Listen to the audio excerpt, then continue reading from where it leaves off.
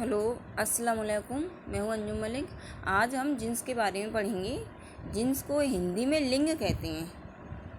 Jeans को हिंदी में क्या कहते हैं? लिंग कहते हैं। इसमें हमें पता चलेगा कि ये नर या मादा है। जैसे किसी चीज़ का नर या मादा होना, जिन्स किसे कहते हैं? किसी चीज़ का नर या मादा होना। किसी चीज़ का क्या होना? नर या मादा होना।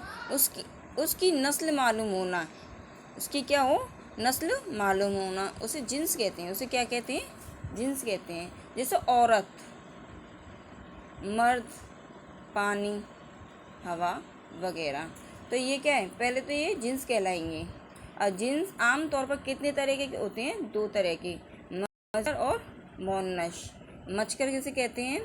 जिस लफ्ज़ से मालूम हो कि वो नर है, मतलब आदमी नर में कहलाता है जिस लफ्ज़ से मालूम हो कि वो नर है। नर मतलब पुल्लिंग, उसे मज़कर कहते हैं। हिंदी में मज़कर को क्या कहेंगे? पुल्लिंग। तो जैसे लड़का पुल्लिंग में आ गया, आम पुल्लिंग में आ गया, आसमान पुल्लिंग में आ गया, मुर्गा, बादशाह।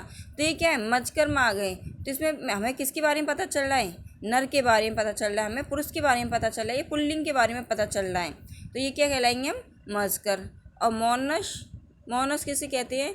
देखो, हिंदी में जिन्स को लिंग कहते हैं, मज़कर को पुरुषलिंग कहते हैं, मोनस को स्त्रीलिंग कहते हैं।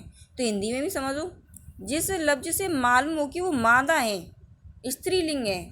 मादा बोले तो स्त्रीलिंग है। जिस लफ्ज़ से मालूम हो कि वो स्त्रीलिंग है, उसे मोनस कहते हैं। उसे क्या कहते हैं?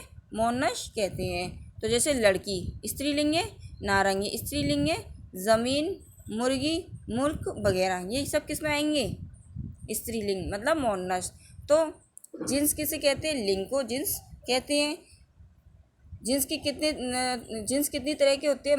दो तरीके के, मज़कर और मोनस। तो मज़कर किसे कहेंगे? पुरुष लिंग को। मोनस किसे कहेंगे? स्त्रीलिंग को।